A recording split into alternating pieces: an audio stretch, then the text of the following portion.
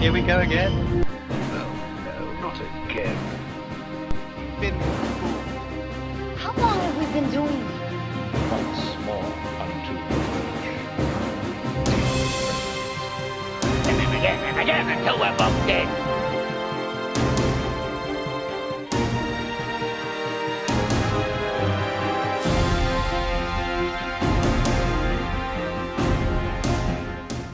Hello and welcome to You've Seen It Before, movie reviews that connect to mind. Atomic Blonde is just hitting theaters. It is directed by David Leitch and stars Charlize Theron, James McAvoy, as well as a host of others.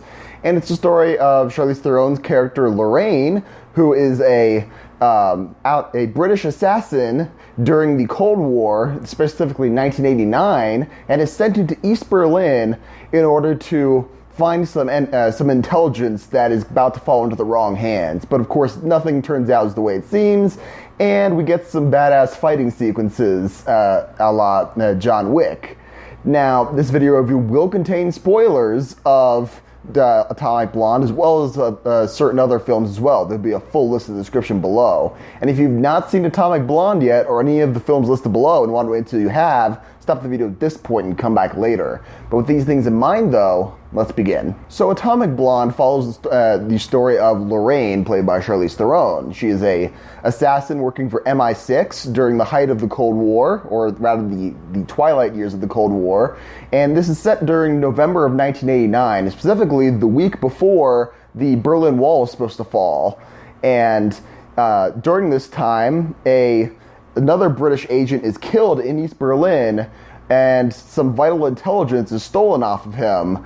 And not only was this agent potentially a love interest of Charlize Theron's character, Lorraine, it could be much more, but she's sent into East Berlin in order to find this intelligence, as well as make contact with another British agent who MI6 believes is kind of going off the rails, Percival, who is played by James McAvoy. And once they team up, they start searching for this list of names, essentially, is what the intelligence is. And as with many spy thrillers, we find that not everything is as it seems. East German authorities are coming to hunt Lorraine, and we get to see her in action against many people. Many people not be able to hold their own against her, but some that are, and that's the fun of it. Now, there are many things that this film is copying, or at least inspired by the movies that have come before. So let's start with the obvious ones and go from there. First, the most obvious one, and what I alluded to earlier, is that this film was originally going to comparing to a lot of people were comparing this film to John Wick. The first John Wick, David Leitch, the director of Atomic Blonde, co-directed the first John Wick, and John Wick was praised for its great action scenes, especially the way that everything kind of remains in camera. It's all very practical effects, and it's not like chopped up action. You get sweeping action scenes of like handheld camera whipping around and like facing other people. It's like you're actually there witnessing these fights for yourselves. Now this is very evident. It was very evident in the trailers for Atomic Blonde, and it's also apparent in other places throughout the film as well. Whenever there's an action scene, it is very well choreographed, and I will point to one scene in particular which did not show up in the trailers. It is a scene in which Lorraine, Charlize Theron's character, is escorting a man out of East Berlin. She's trying to get him into the wall and across the border, but he gets injured. She's forced to get inside this apartment building in East Berlin, where there's several bad guys in the building, and we get a good probably 20 minutes of action scenes where there's not one evident cut throughout this thing. I'm sure there were multiple setups with it, but it's hidden by sweeping action, much like when the scenes in The Revenant, when the camera was sweeping around, they hid the cuts in that sweeping camera motion. But the point is, it's not a hyper cut up action scene. It's very well done. It's very tense. It's very emotional, and we get to see Charlize Theron in her basically getting the tar beaten out of her, but she's still holding her own against these guys, and it's awesome. So there's a very important comparison directorially and between John Wick and Atomic Blonde, but also with the both of these films, you have a main character who is an assassin at trade, and they have their emotions for the most part very locked down during the entire movie, pretty much, and the whole persona of them is that they're very cool and collected during their intense fight scenes. More so with John Wick, but in Atomic Blonde as well. Charlize Theron is a very cool customer for the majority of this movie, and she really only breaks down once. And we get to see a side of her, and that just shows that what a great performance she is. And when you think it's one note, but it isn't. There's many layers to that, which I'll get into a second. But I feel like Atomic Blonde did better than John Wick. Next, in the genre of spy thrillers, I would say another important thing that Atomic Blonde tends to copy, or at least was inspired by, is the first of Tom Cruise's Mission Impossible films, the very original one.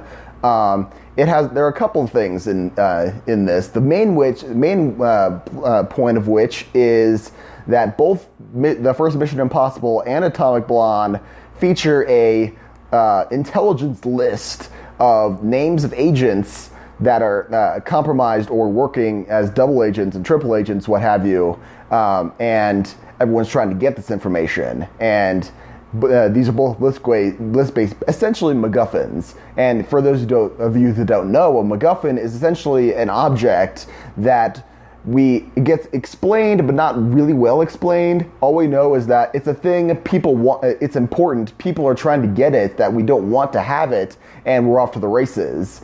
Other examples of a MacGuffin would include the statue in the Maltese Falcon, and more recently, the Tesseract in the Avengers. These are things that propelled the plot forward in that everyone's searching for this list, but in the end, it proves to not necessarily be the most important thing about the plot. So there's one aspect that Atomic Blonde is inspired by the first Mission Impossible. Another aspect that was inspired from the first Mission Impossible is the fact that Charlize Theron's character Lorraine is betrayed essentially by her own organization to a certain extent. And Tom Cruise's character in Mission Impossible is also betrayed to an extent in which he's kind of hung out to dry and essentially a lightning rod for all the bad stuff that's coming down on everyone in order to flush out suspect elements within their own organization. So there's an interesting, without going into too much spoilers as to who's betraying what and why in Atomic Blonde, I will just say there is a certain connection with Mission Impossible in that regard. Third, there's continuing on the genre of spy thrillers, and more specifically Cold War spy thrillers, I would point towards the 2015 adaptation of The Man From U.N.C.L.E, in which a Cold War spy thriller is set, and there are certain plot elements that are revealed during the course of The Man From U.N.C.L.E, and at certain points after a certain event happens, when we're all supposed to be reeling, the movie kind of rewinds itself to an extent, and we get to see things from a different perspective, and we get to see what happens. For example, there's a scene in which the female lead essentially betrays the Ilya Kuryakin, played by Armie Hammer, and then about 10 minutes later, the movie kind of flashes back and explains why she betrayed him, essentially, but not really betrayed him. So there are a couple instances of that, but that's just an example of what I'm talking about as far as a film rewinding itself to explain plot points. Now this happens as well in Atomic Blonde, although this is more confined to the end. And while I will say that Man From U.N.C.L.E. did it effectively, I think it did it a little too often, and it felt kind of cheap by the end. There were like 4 or 5 different sections where they rewound the film and showed previous events from another perspective to explain it all. But in Atomic Blonde, it really only happens once or twice near the end, and it's shown to great effect because until that point, there are some weird motivations going on, and we don't really know what's motivating a lot of the characters in this film. So there's an important parallel as well. So those are the main connections from Atomic Blonde from films that have come before. I'm sure there are others, but those are the ones that I was able to come up with on my walk back from the theater. I'm actually filming this right after I got home from the theater. I usually don't do this, but I wanted to do it this time because this is a film that I was unsure of. I knew somewhat what to expect going into the theater based on the trailers, but I got so much more than what I bargained for, and I'm the better for it, and everyone else will be better for it, and that's why I wanted to come back while the high was still on, essentially, and explain why it is that I think you should see this film. And for the most part, I'm trying to avoid any major spoilers in this film, and there's a reason why. So when I went in to see Atomic Blonde, I will admit, going back to my first point, that I knew that this was the same director, co-director. Oh, he was the co-director. He's his first solo director. But one of the directors of Jane Wick was directing Atomic Blonde. And judging from the trailers, which bank heavily on the action scenes, I could see the comparison of between Jane Wick and Atomic Blonde, and I went to this thinking, oh well, this is going to be a female Jane Wick essentially, and Charlize Theron's a badass, and I want to see that. That's going to be awesome. I love Jane Wick's action scenes. I loved it for those action scenes. It was awesome. But what I got instead was I did get those action scenes. They were great, but what I got as well was the one thing that Jane Wick for me. I can admit, and I think other people have noticed it well, is that the actual underlying plot for Jane Wick is a little hollow and it's a little shallow in times. Like, he goes on this giant killing spree because essentially a guy stole his car and killed his dog. Yes, it was brutal, but it's it seems a little overkill, and it really is just yeah, we set this motivation up, and we need an excuse that's reasonable enough that he can go murder 100 guys or more. And in this film, the action scenes don't necessarily feel gratuitous. They actually propel the plot, and the plot is actually really deep. It focuses on the main theme of this film is loyalty, and like many spy thrillers in the past, it focuses on the fact that characters may have shifting allegiances. Some people may be double agents. Some people have betrayed other people. Some people may have betrayed other people for bad reasons. Other people betrayed other people to try to keep their cover intact so they can get the other people later. It's really awesome, and there are many twists and turns. And by the end, I was actually genuinely surprised with the direction some things go. And there were twists even to the very end I did not see coming. Now, will that be true on repeat viewings later on? I don't know. But for right now, I will just say that going to this film with comparatively low expectations, not expecting a fairly competent and deep plot, I was genuinely surprised. And this, combined with stellar acting, I will say that everyone kind of expects Charlize Theron and James McAvoy to put in good performances at this point. A bad performance is kind of rare for them at this point, and it's very noticeable. They don't do it here. But I will also point out Sofia Boutella's character. She plays a French operative in Berlin, and if people were kind of disappointed with how one-note her portrayal of the Mummy was earlier this year with Tom Cruise, I will say that you will be pleasantly surprised this time around, because her character is actually very deep and she conveys emotion very well. And that just goes to show that maybe you should cast someone who, I mean, she's a talented actress. You should have given her more to do in The Mummy. That's what I'm going to say. That's my takeaway from that. So, if this film has any faults to it, I will point to one thing in particular, and that's the film's soundtrack.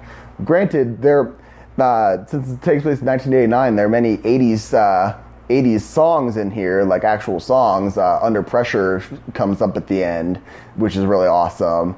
And I love all the song choices, and they come up, for the most part, in great places. What I feel like it kind of towed the line and almost went overboard, it almost pulled a Suicide Squad in a way. One of the main complaints of Suicide Squad was that it had many good songs, but it just banged them out so fast, and so often it just felt gratuitous at a certain point. And there was a point right in the middle where it went a little almost radio style, where it's like one song played for a good like 45 seconds, and then like a feeling of silence, and another song would play for another 45 seconds, and a silence, and another 45 seconds of song. It's like, I mean, I love the songs, but you were towing the line at overboard there. Thankfully, that's not the whole movie. It's just that one part in the middle where it did that, and I was like, careful there.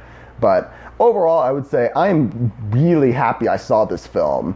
I was not planning on seeing this film originally when I made my list of movies to see throughout the year. But when I added it like last month, I'm glad I did that, because this blew me away as far as technical quality, great acting, great action, and a great plot to boot. And I guess I might be overselling it just because I also have a passion for Cold War history, and I love the era of the Cold War in Berlin in particular. I've been to Berlin. It's a lovely city. I love diving into the history of the divided city of Berlin, and I loved all those aspects as well. So there you have it. There's my main review of Atomic Blonde. I hope that you enjoyed this review. I appreciate whatever audience I can get. And look, the next film that I'm planning on seeing, it doesn't come out until September, mainly Kingsman: The Golden Circle, but I'll be putting a couple other reviews out in between throughout the month of August, maybe not as frequently, as well as a review of, I want to do a halfway point check-in with this year, because there have been a lot of great movies and kind of misses this year, and I want to just give a overview of what I thought were the hits and misses, in my personal opinion, of this year. So look forward to that. Be sure to like, share, and subscribe. Also look for my my written review of Atomic Blonde on IMDb. The link should be down below. And just remember, there's nothing new under the sun, and yes, you have seen it before. So until next time, thank you for watching.